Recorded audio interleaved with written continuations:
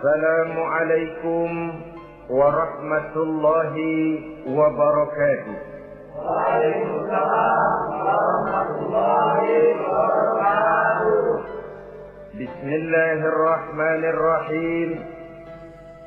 Alhamdulillahi rabbil alamin. Wal 'aqibatu lil muttaqin. ولا عدوان إلا على الظالمين والصلاة والسلام على أشرف الأنبياء والمرسلين سيدنا ومولانا محمد وعلى آله وأصحابه المجاهدين الطاهرين أما بعد. Saudara-saudara kaum muslimin rahimakumullah. Setiap kita muslim di dalam kehidupan ini selalu ingin dicintai oleh Allah Subhanahu wa taala. Dan tidak seorang pun di antara kita yang hidup ingin dimurkai oleh Allah Subhanahu wa taala. Jangankan lagi dimurkai Allah, dimarahi tetangga saja kita kadang-kadang sudah merasa tidak enak. Padahal bagaimanapun, kalau sekadar dimarahi tetangga, kita masih bisa menghindar, pergi atau pindah ke tempat lain.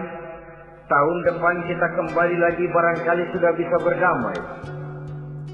Tapi jikalau Allah yang murka kepada kita, padahal alam ini adalah miliknya belaka, rasanya kemana lagi langit tempat kita bernaung, dan kemana lagi bumi tempat kita berpijak. Setiap orang ingin dicintai Allah, tapi tidak setiap orang mau melakukan perbuatan-perbuatan yang kalau dikerjakannya Allah akan cinta kepadanya. Dan setiap orang tidak ingin dimurkai Allah, tapi orang kadang-kadang tanpa sadar melakukan perbuatan-perbuatan yang justru dimurkai oleh Allah Subhanahu wa taala. Pada pertemuan kali ini ingin saya sampaikan kepada hadirin satu hadis qudsi di mana Allah Subhanahu wa taala berfirman melalui lisan Nabi besar Muhammad sallallahu alaihi wasallam. أحب ثلاثا وحبي لثلاث أشد. Aku cinta, kata Allah, kepada 3 macam golongan manusia, tapi aku lebih cinta lagi kepada yang 3 macam lagi. Jadi ada yang sekedar dicintai Allah, ada yang lebih lagi dicintai oleh Allah Subhanahu wa taala. Siapa mereka? Mari kita ikuti satu persatu isi daripada hadis qudsi ini. Yang pertama, uhibbu ahlas saqa. Aku cinta, kata Allah, kepada orang-orang yang pemurah. Aku cinta kepada orang-orang yang ringan tangan, mempunyai kepekaan sosial yang tinggi, gemar menolong orang yang memang memerlukan pertolongan. Aku cinta kepada orang-orang yang semacam itu. Saudara-saudara kaum muslimin rahimakumullah, di zaman sekarang ini, seiring dengan makin tajamnya persaingan hidup, makin tingginya tensi ekonomi, antara tenaga kerja yang masuk pasaran dengan lapangan kerja yang tersedia jauh dari memadai, gaya hidup orang semakin konsumtif, semakin individualis. Timbullah sikap hidup elu-elu, gua-gua. Kepekaan sosial mulai lentur dan luntur, tapi tidak terwujud di dalam kehidupan sehari-hari. Padahal agama mengajarkan Allah cinta kepada orang-orang yang bermurah tangan, gemar melakukan pertolongan, peka melihat penderitaan dan kesulitan orang lain. Adalah Allah melebihkan rezeki sebagian kita dari yang lain. Dimaksudkan untuk saling tolong menolong, bahu membahu dan bantu membantu. Sehingga dengan demikian, apa yang disabdakan Nabi dalam hadis, Ar-Rahimuna yarhamuhumur Rahman, irhamu ahlal ardi yarhamkum man fis sama. Orang-orang yang punya sifat belas kasih akan dikasihi oleh Allah Subhanahu wa ta'ala. Sayangi yang di permukaan bumi, nanti yang di langit akan sayang kepadamu. Akan turun rahmatnya kepada kita bersama.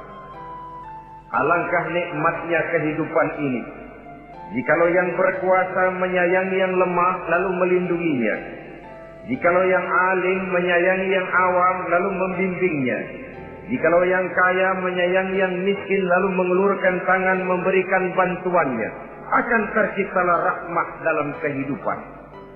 Tapi jikalau sebaliknya, yang berkuasa malah menindas dan menekan yang lemah, yang alim malah membodoh-bodohi yang memang sudah bodoh, sementara yang kaya menyantap yang miskin, akan terjadilah bala dan bencana dalam kehidupan.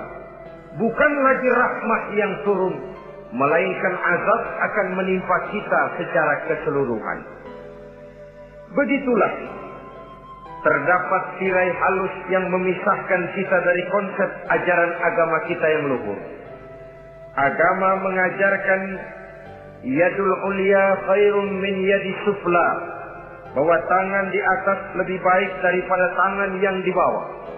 Orang yang memberi lebih baik daripada orang yang menerima.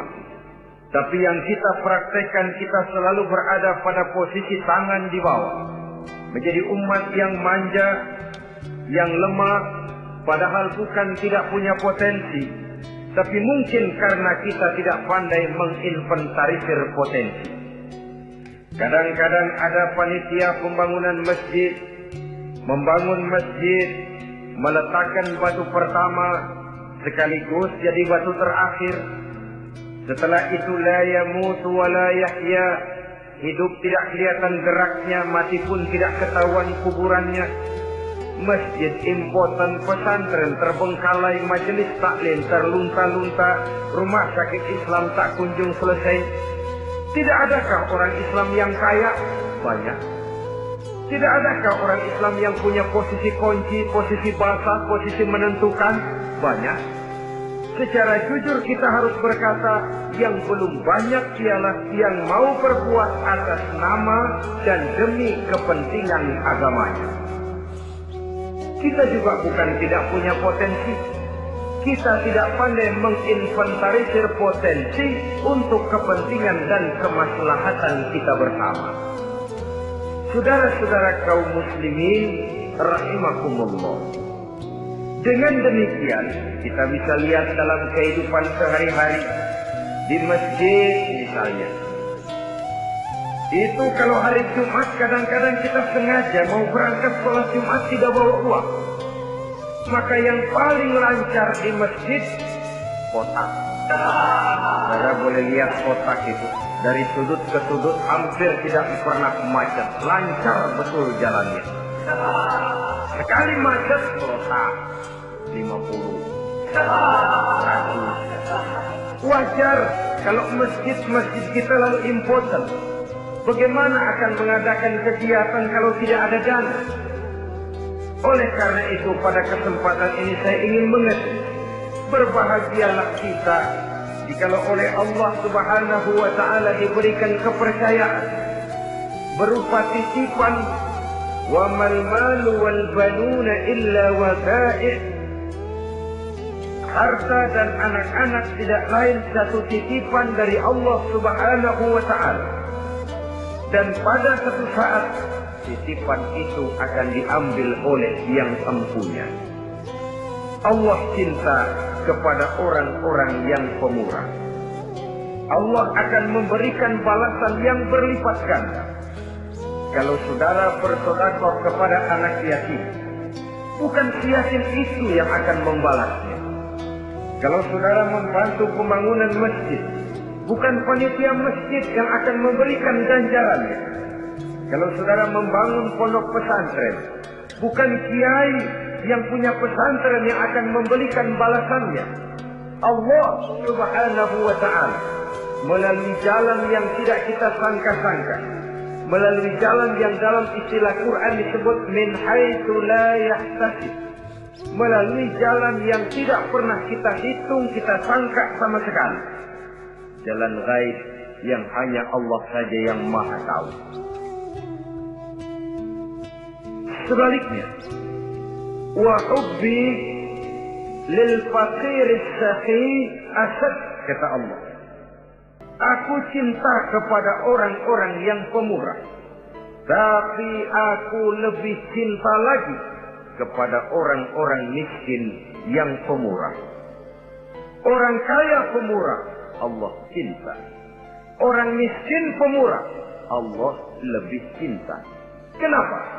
Kalau orang kaya sedekah 5.000 rupiah misalnya, orang miskin pun sedekah 5.000 rupiah, sama jumlahnya, sama ikhlasnya, sama halalnya, tapi besarnya pahala lebih besar sedekah si miskin yang 5.000 rupiah itu ketimbang si kaya yang juga 5.000 rupiah. Kenapa maka demikian? Oh, buat orang kaya uang 5.000 apalah artinya.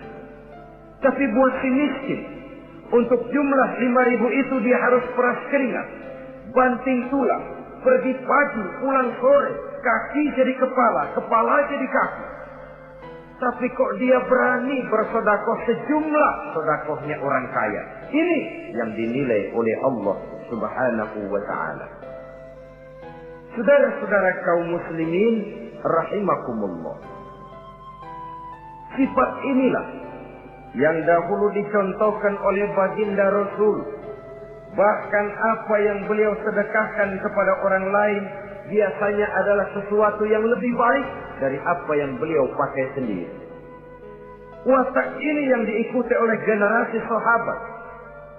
Kita ambil contoh ketika terjadi perang Tabuk misalnya. Datanglah Sayyidina Abu Bakar Siddiq, membawa seluruh harta bendanya disumbangkan di jalan Allah. Melihat ini Nabi bertanya, hal tarakta li ahlika syai'an ya Abu Bakar? Wahai Abu Bakar, begini banyak harta yang kau infakkan fi sabilillah ini, apakah buat keluargamu sudah kau tinggalkan? Sayyidina Abu Bakar dengan tegas menjawab, taraktu lahumullaha wa rasulah. Sudah, saya tinggalkan mereka Allah dan Rasulnya. Saya tinggalkan mereka keyakinan, akidah, iman, bahwa kalau kami menolong Allah, menolong agama, Allah akan menolong kami. Bahwa kami tidak akan jadi melarat karena memperjuangkan agama. Bahwa kami tidak akan jatuh miskin kalau harta ini kami belanjakan di jalan Allah. Kami tinggalkan keyakinan itu kepada anak-anak dan istri di rumah. Sementara harta yang ada seluruhnya kami bawa kemari. Keyakinan yang dimiliki oleh Sayyidina Abu Bakar Siddiq di zaman sekarang ini sudah merupakan keyakinan yang sangat langka.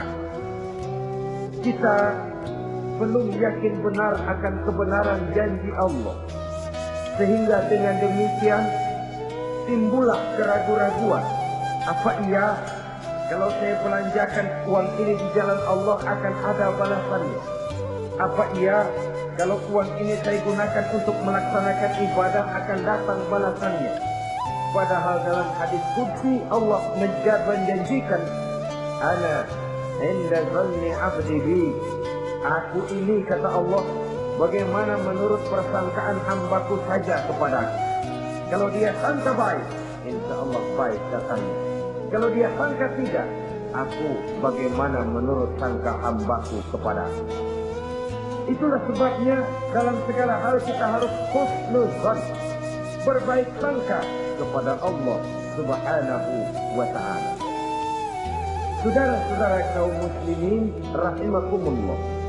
Inilah golongan pertama kekasih Allah. Orang-orang yang dicintai Allah.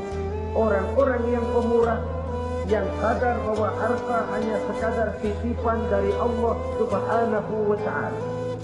Dan harta menurut Nabi, apabila sudah kita belanjakan di jalan Allah, dia akan berkata, pertama, kuntu qalilatan fakatsartani, jumlahku sebenarnya sedikit, tapi lantaran engkau sedekahkan aku, engkau belanjakan aku di jalan Allah, maka jumlahku jadi banyak.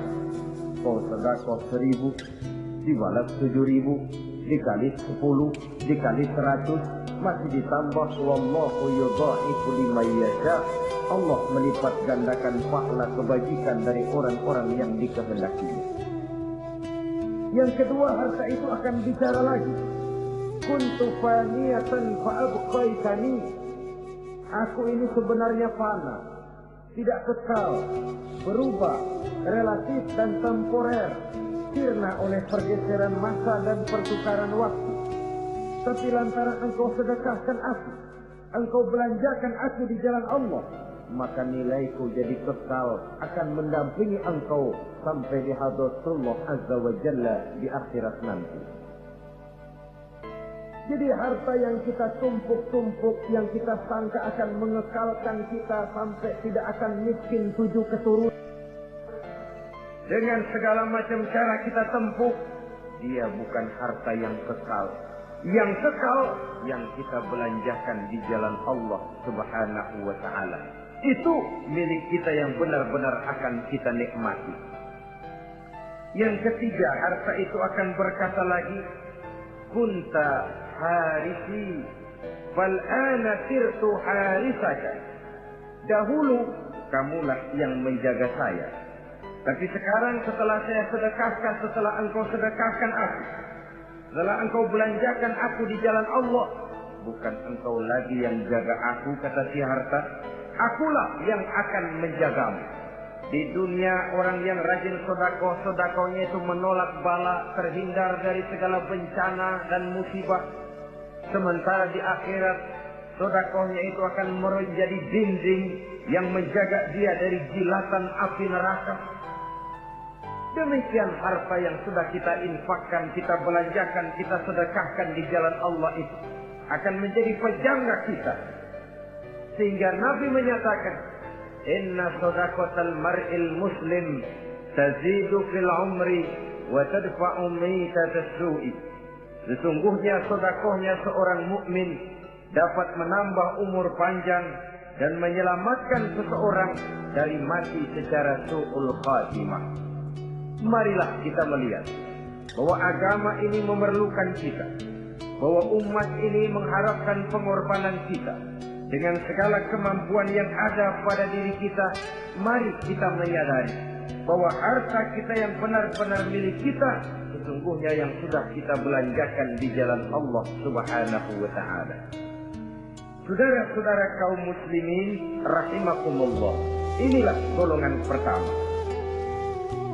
Golongan yang kedua, yang dicintai oleh Allah Subhanahu wa ta'ala, uhibbul mutawadhi'in.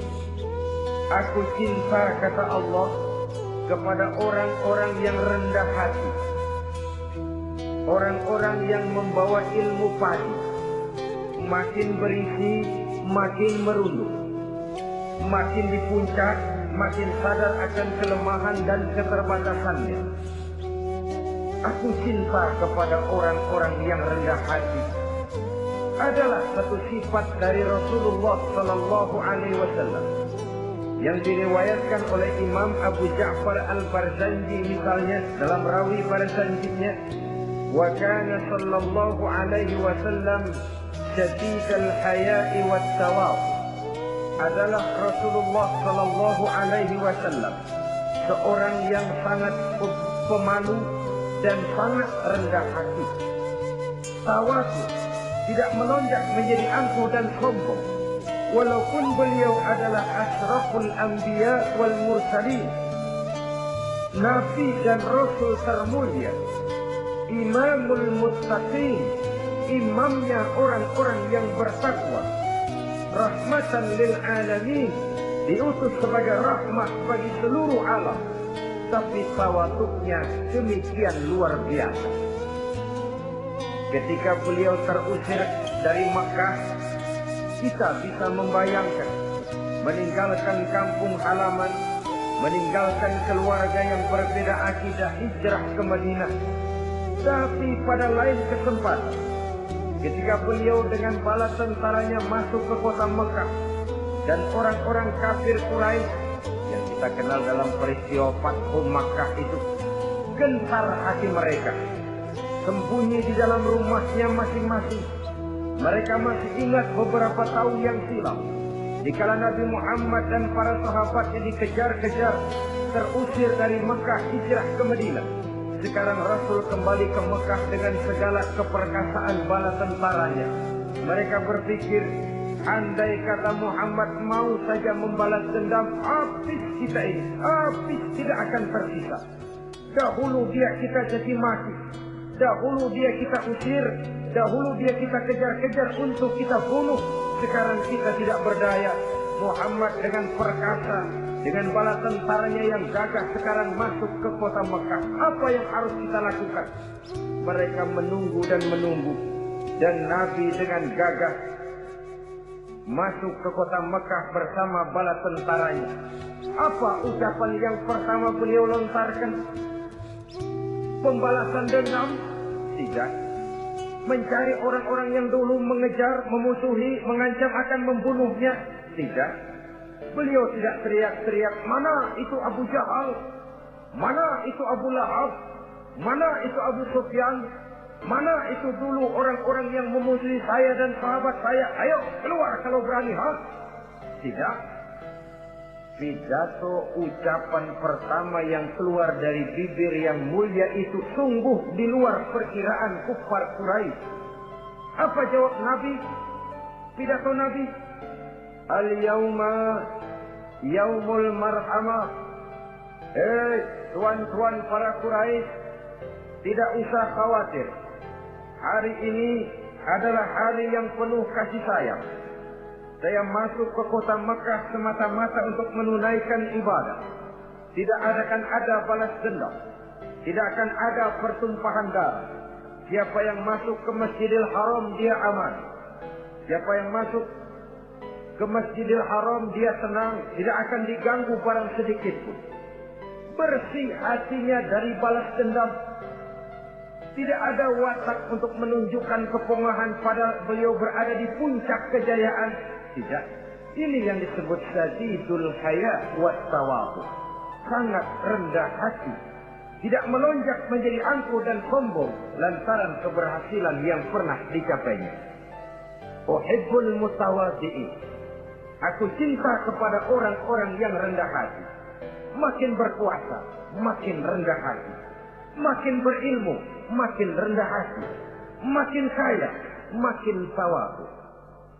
Wa hubbi lil ghaniyil mutawadhi asad.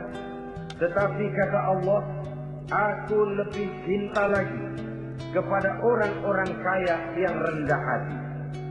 Orang miskin tidak sombong, Allah cinta. Orang kaya tidak sombong, Allah lebih cinta. Sebabnya apa? Rasa-rasanya kalau ada orang miskin tidak sombong, memang sudah harusnya. Tapi kalau ada orang kaya, apa saja dia punya. Kebunnya ada di mana-mana, kendaraannya sejumlah keluarganya, uangnya, depositonya ada di berbagai bank, pabriknya banyak. Apa saja dia punya, tapi tidak sombong, tawadhu. Ini yang lebih dicintai oleh Allah Subhanahu wa Ta'ala. Saudara-saudara kaum muslimin rahimakumullah.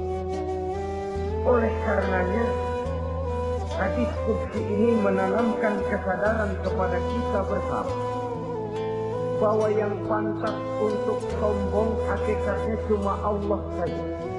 Itu sebabnya salah satu Asmaul Husna Allah disebut Al-Mutakabbir. Kalau Allah sombong, wajar, karena memang tidak ada Tuhan lain selain Allah. Alam dan seluruh isinya adalah miliknya belaka. Tidak ada satupun yang bisa mengklaim. Al-Mutakabbir wallah, yang pantas sombong hanya Allah Subhanahu wa ta'ala. Saudara-saudara kaum muslimin rahimakumullah.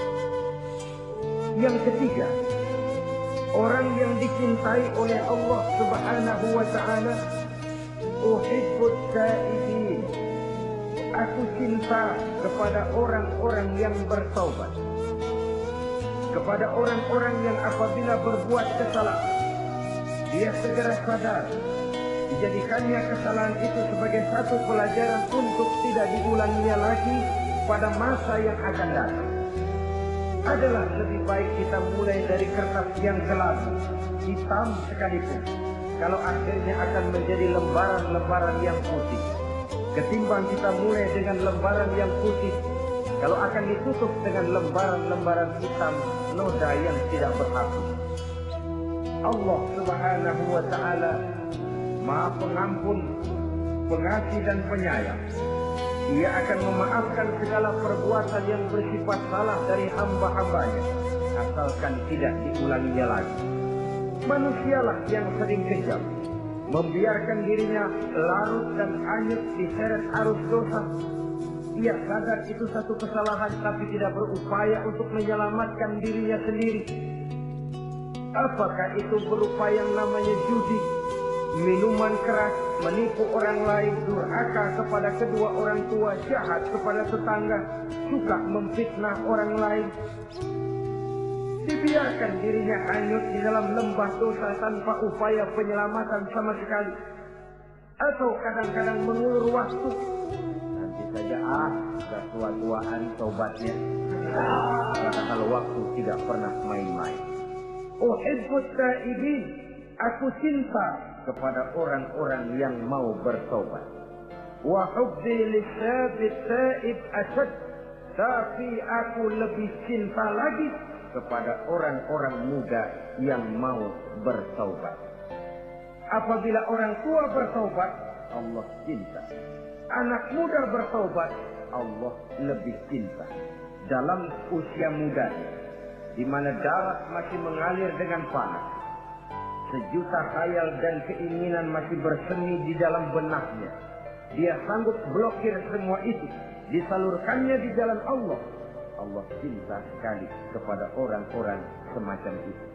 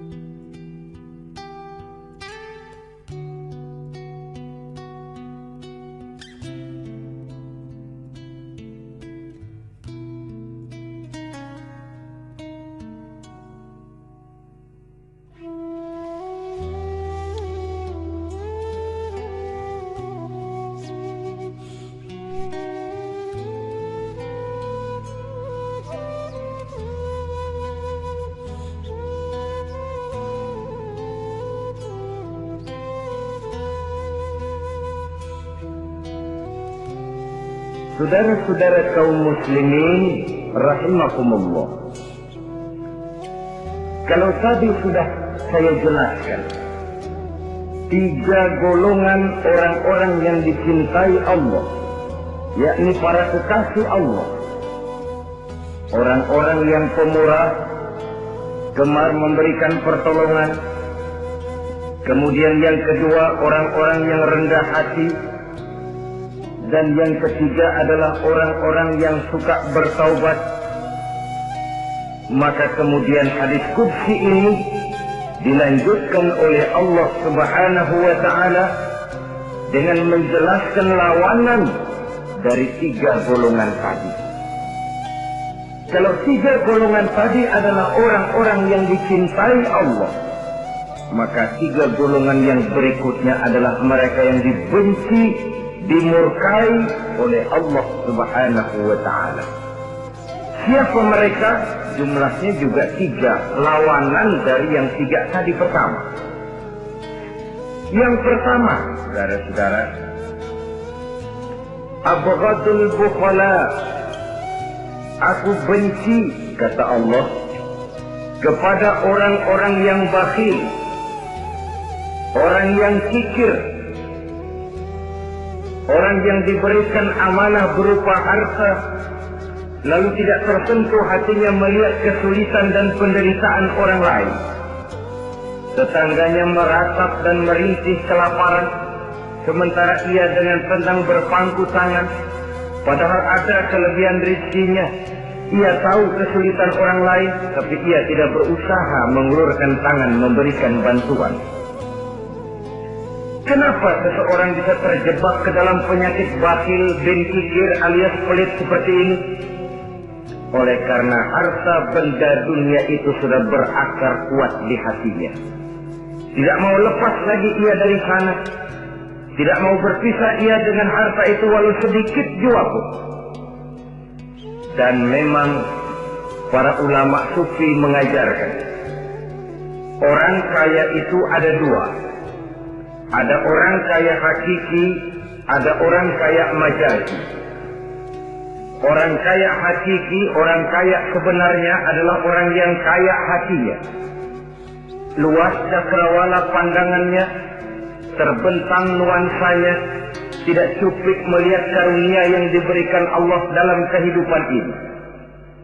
Orang yang kaya hati, inilah orang kaya hakiki. Adapun orang kaya majazi adalah orang yang banyak hartanya tapi miskin hatinya. Hidupnya sudah melimpah tapi ia selalu merasa kurang, maka ia tidak pernah cukup. Posisinya sudah kaya tapi ia masih merasa miskin, maka ia pun selalu miskin. Imam Ghazali rahimahullah memberikan contoh yang indah.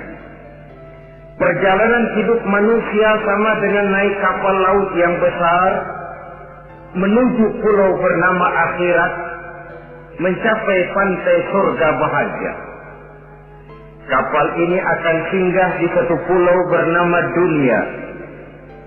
Para penumpang diperbolehkan turun, tapi sebelumnya diingatkan lebih dahulu bahwa ini cuma sekedar tempat transit. Di dunia, di pulau yang bernama dunia, para penumpang boleh mengambil apa yang memang diperlukan untuk bekal dalam perjalanan. Tapi jangan lupa bahwa kapal akan melanjutkan perjalanan menuju kepulauan akhirat yang kekal dan abadi.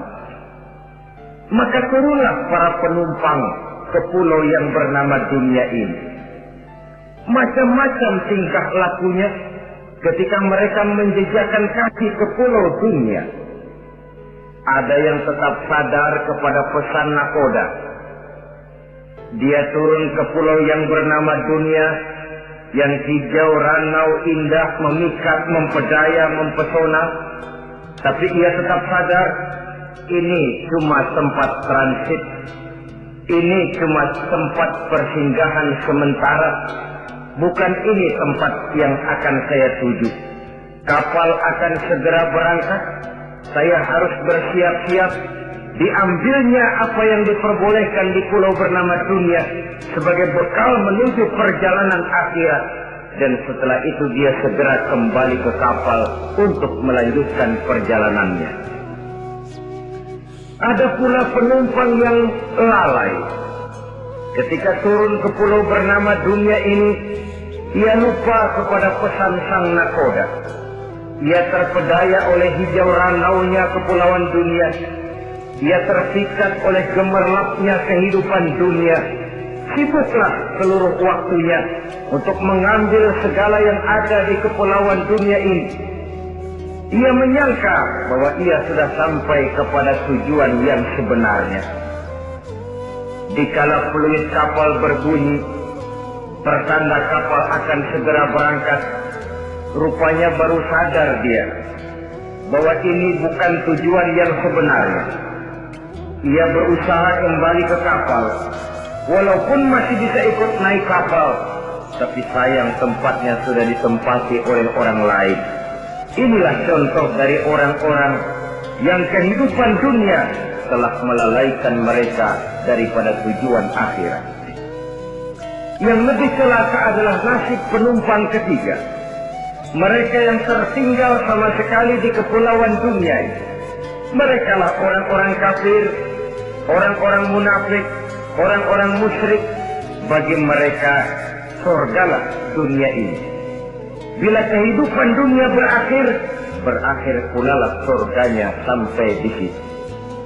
Ia menyangka sudah sampai kepada terminal akhir, padahal cuma sekedar halte, tempat di mana kapal singgah sebentar saja untuk melanjutkan perjalanan menuju kepulauan akhirat yang kekal dan abadi. Saudara-saudara kaum muslimin rahimakumullah, orang-orang yang sadar bahwa dunia cuma sekedar satu tempat transit, maka kesadaran itu menggugah dia kepada keyakinan terhadap kalimat inna lillah wa inna ilaihi raji'un. Segalanya datang dari Allah, segalanya akan kembali kepada Allah. Tidak ada yang dibawanya saat ia terlahir ke alam dunia ini, dan tidak akan ada yang dibawanya kembali saat ia keluar meninggalkan alam dunia ini, kecuali iman dan amal soleh yang dikerjakannya di dalam kehidupan kita. Bukan bakhil yang menyebabkan orang cepat jadi kaya. Bukan pemurah yang menyebabkan orang jatuh miskin dan bangkrut. Tetapi kesadaran bahwa segalanya datang dari Allah, segalanya akan kembali kepada Allah, akan membuat kita walaupun memiliki harta dan benda, tapi ia tidak berurat dan berakar di dalam hati. Abghadul bukhala, kata Allah, aku benci kepada orang-orang yang bakhil.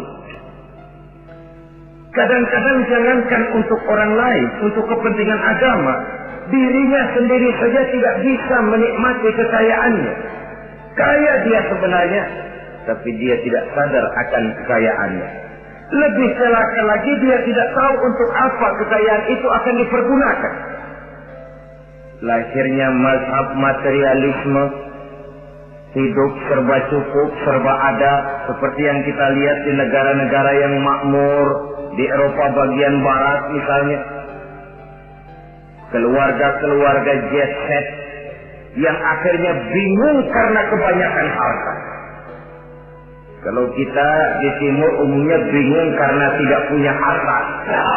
Di sana orang bingung karena kebanyakan harta, mau diapakan harta itu.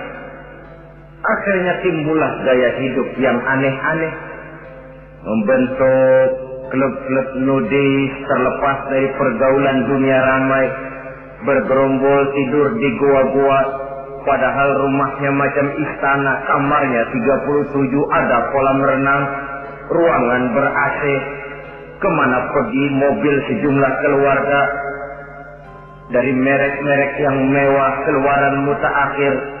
Tidak puas mobil punya kapal pesiar, kapal laut, tidak cukup kapal laut punya kapal pesawat terbang pribadi. Apa yang dimau uangnya bisa bicara, tapi akhirnya lalu sampai kepada titik jenuh, sampai kepada yang namanya frozen emotional attitude.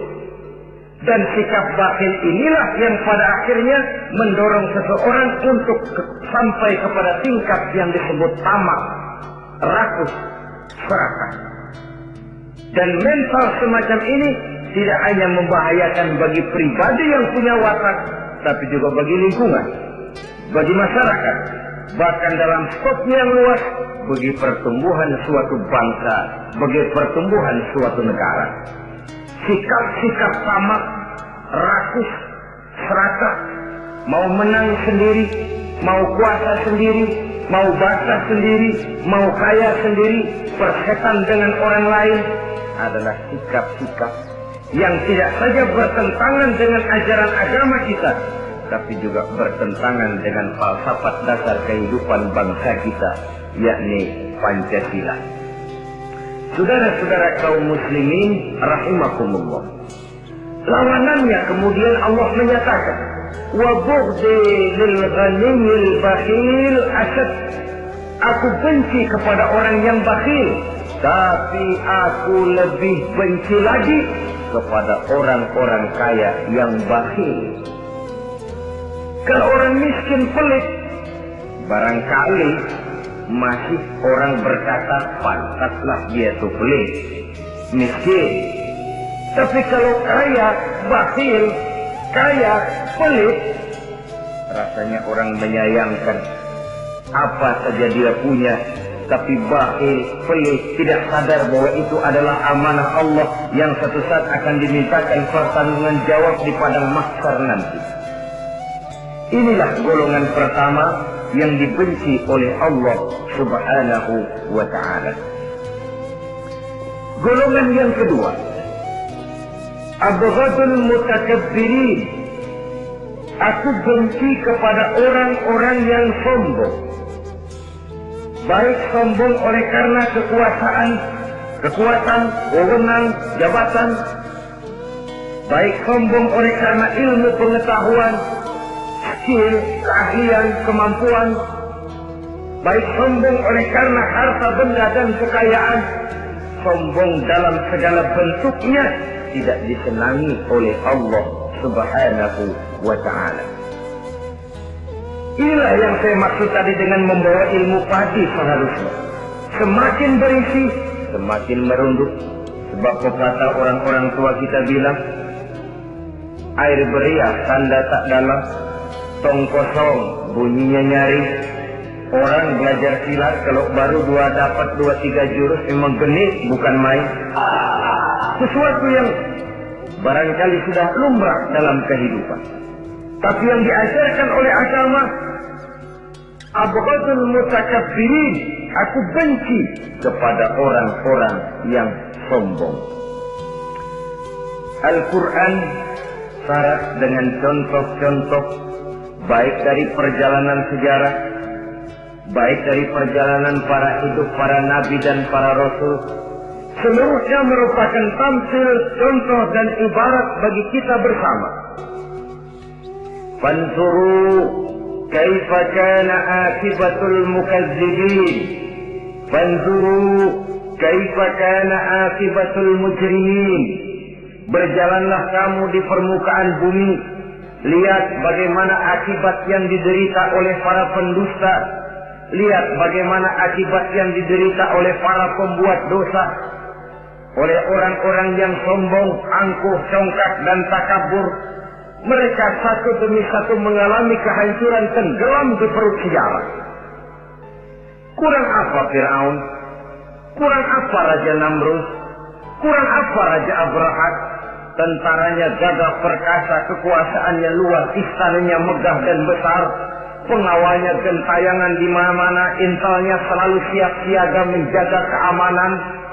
Sang raja diraja, entok waktu berputar masa beredar, tenggelam oleh perputaran waktu dan peredaran zaman. Tidak ada satu keabadian dalam kehidupan ini. Akankah kita melahirkan Fir'aun kelas baru, Namrud di zaman modern, Abrahat gaya kini, yang semakin berada di puncak kekuasaan semakin lupa diri dan lupa daratan, menjadi orang yang hanya mau benar sendiri, adil sendiri, makmur sendiri, tidak peduli menari di atas bangkai dan penderitaan orang lain? Akankah kita melahirkan korun-korun gaya baru yang sombong oleh karena harta kekayaan yang berlipat ganda? Ataukah kita akan melahirkan barsisul abid gaya baru yang sombong oleh karena ilmu pengetahuan yang dimilikinya? Marilah kita menyadari al-mutakabbir huwa Allah. Yang pantas, boleh dan sombong, wajar untuk sombong, cuma Allah subhanahu wa ta'ala. Abghadul mutakabbirin, aku benci kepada orang-orang yang sombong. Saudara-saudara kaum muslimin rahimakumullah, lawanannya kata Allah, selebihnya wa bughdi lil faqiril mutakabbir asad. Tetapi kata Allah, aku lebih benci lagi kepada orang miskin yang sombong. Ini yang sudah tidak punya pilihan. Orang pintar sombong barangkali lumayan, goblok sombong minta ampun, pejabat sombong barangkali karena punya pangkat, rakyat sombong apa yang mau disombongi, orang kaya sombong barangkali karena kekayaannya, melarat miskin sombong minta ampun. Sebab itu kata Allah, aku benci kepada orang-orang sombong, tapi aku lebih benci lagi kepada orang-orang miskin yang sombong. Hadis qudsi ini tentu saja memberikan satu kesadaran rohani yang paling dalam pada kehidupan kita setiap pribadi muslim, bahwa kita sejauh yang bisa kita lakukan hanyalah berusaha, berbuat. Kita terikat oleh sunnatullah, kata kita orang beragama, hukum alam, kata para ahli alam, natural of law katanya. Tapi di sebalik itu, sesungguhnya segala hasil usaha, kepastian dan ketentuannya hak prerogatif dari Allah subhanahu wa ta'ala. Sehingga pada puncaknya kita akan sampai kepada pengakuan yang paling jujur, la haula wa la quwwata illa billah. Tidak ada daya kita, tidak ada kekuatan kita kecuali apa yang memang telah diberikan Allah. Dialah sumber daya, sumber gerak, sumber seluruh kekuatan. Dan kita manusia hanya mencapai itu kalau dikaruniai oleh Allah subhanahu wa ta'ala. Sewajarnya, makin bertambah ilmu, makin sadar kita akan kebodohan kita. Seperti yang diucapkan oleh Al-Imam Syafi'i rahimahullah, setiap tambah ilmuku, bertambah tahulah aku akan kebodohan. Sewajarnya, semakin bertambah harta kita, semakin sadar kita akan kemiskinan kita. Semakin bertambah tinggi pangkat dan jabatan kita, semakin sadar kita dari mana kita datang, kemana kita akan pulang, dan di mana kita akan berada sekarang. Dengan kata lain, ilmu itu, harta itu, pangkat dan kedudukan itu sesuatu yang perlu dan perlu. Tapi bukan sebagai tujuan. Semuanya cuma sekedar alat. Tujuannya apa? Jangka panjang di akhirat untuk mencapai ridho Allah. Jangka pendek di dunia ini harus menjadi rahmatan lil alamin. Bagaimana ilmu itu jadi rahmah bagi lingkungan, bagaimana kekuasaan itu jadi rahmah bagi lingkungan, bagaimana harta itu jadi rahmah bagi lingkungan, berfungsi sosial untuk kebersamaan di dalam kehidupan ini. Saudara-saudara kaum muslimin rahimakumullah, inilah golongan kedua yang dimurkai oleh Allah subhanahu wa ta'ala. Golongan yang ketiga, abghadul fasad, aku benci kata Allah kepada orang-orang yang berhati keras, berhati batu, tidak mempan nasihat, baik nasihat itu datang dari Allah, baik nasihat itu datang dari orang lain, baik nasihat itu datang dari dalam dirinya sendiri, atau bernasihat yang dipandangnya, yang dilihatnya dalam segala gerak kehidupan. Satu hari bahkan beberapa sahabat pernah menghadap Rasulullah Sallallahu Alaihi Wasallam. Ya Rasul, jikalau sekarang ini kami nyaris tidak punya problem, artinya semua problem kami tuntas, sedikit kami bingung, Tuanlah tempat kami bertanya. Kami tidak mengerti hukum, Tuan tempat kami meminta fatwa. Kami ingin mendapat petunjuk, kepada Tuan kami mengadu. Tapi nanti kalau suatu saat Tuan telah berangkat meninggalkan kami ya Rasulullah, menghadap Allah Subhanahu wa Ta'ala, tinggallah kami hidup tanpa bimbingan Tuan, kemana lagi kami harus minta nasihat? Baginda Rasul senyum, kemudian beliau menjawab, taraktu lakum nasihatain. Kamu tidak usah khawatir. Kalaupun pada satu saat nanti aku berangkat meninggalkan kamu semua, kembali menghadap Allah Subhanahu wa Ta'ala, kamu tidak perlu bingung. Tempat kamu minta nasihat ada, tempat kamu bertanya ada, tempat kamu minta fatwa dan kepastian hukum ada. Taraktu lakum nasihatain. Aku tinggalkan untukmu dua macam nasihat. Pertama, yang aku tinggalkan kepadamu itu nasihat yang pandai bicara. Yang kedua, yang aku tinggalkan kepadamu itu nasihat yang diam saja. Sahabat lalu bertanya, kalau nasihat yang bisa bicara itu apa ya Rasul? Beliau menjawab, Al-Quranul Karim. 6.666 ayat, 30 juz, 114 surah, seluruhnya nasihat bagi umat Islam. Apapun yang akan kau kerjakan, kemanapun kau akan pergi, bertanyalah kepada Al-Quran, minta nasihatnya. Bertanya langsung? Tentu tidak. Bertanya kepada Al-Quran artinya fas'alu ahla dzikri in kuntum la ta'lamun. Jikalau kamu memang tidak mengerti, bertanyalah kepada yang mengerti. Yang mengerti Al-Quran tentu tidak lain para ulama, para kiai, para asatidz, guru-guru yang mengaku kita di majelis taklim. Nasihat yang pandai bicara, Al-Quranul Karim. Kemanapun saja kaki akan kita langkahkan, ke arah manapun bumi yang akan kita tuju, mintalah lebih dahulu nasihat Al-Quranul Karim. Usaha apapun yang akan kita lakukan, mintalah nasihat kepadanya. Itu nasihat yang pandai bicara. Lalu sahabat bertanya lagi, kalau nasihat yang diam saja itu apa ya Rasul? Beliau menjawab, nasihat yang diam saja itu maut. Diam saja dia, tidak bicara, tapi pasti datangnya. Dan itu jadi nasihat. Kalau sekarang kau menyolatkan orang lain, apa tidak mungkin besok kau disolatkan orang? Kalau hari ini kau antar jenazah temanmu ke liang lahat, entah tahun depan, bulan depan, minggu depan, entah 5-10 tahun yang akan datang, bukankah kau yang akan diantar ke liang lahat?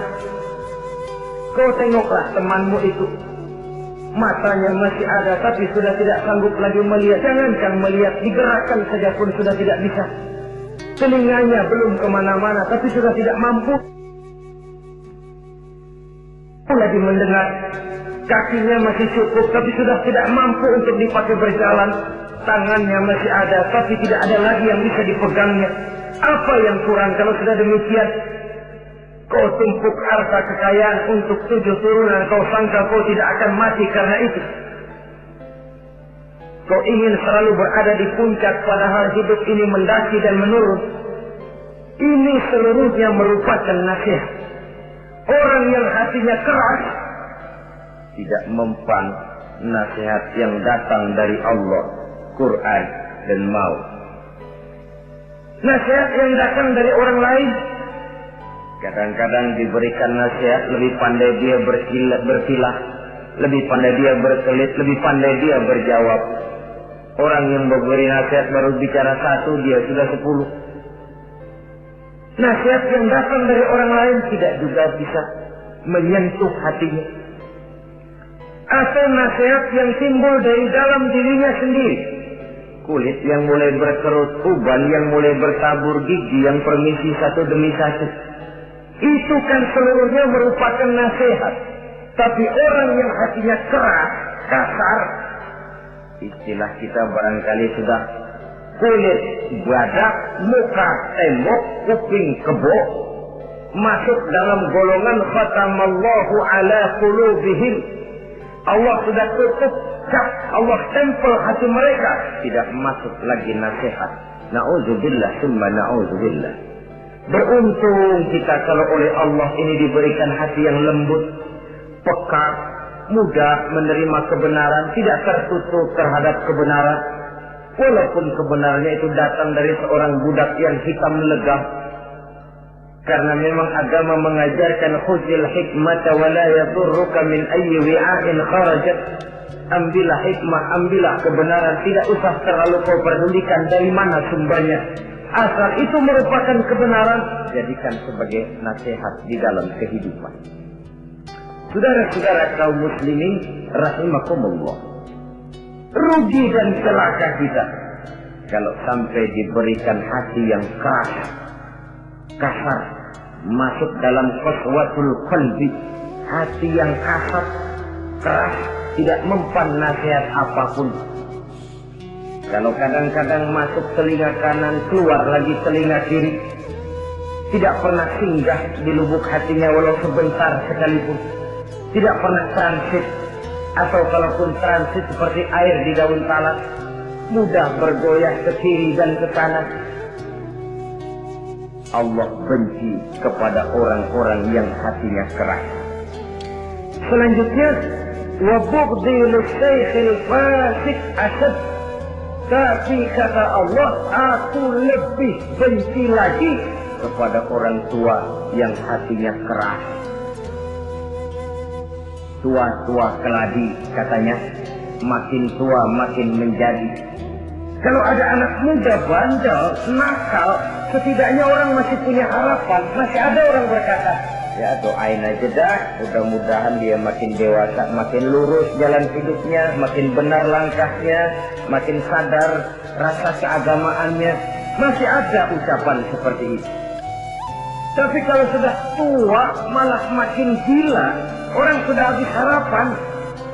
Paling orang bilang, tua aki-aki, udah asar, udah maghrib, udah dekat ke lubang kubur, bedung maghrib masih nyingsok aja di perapatan.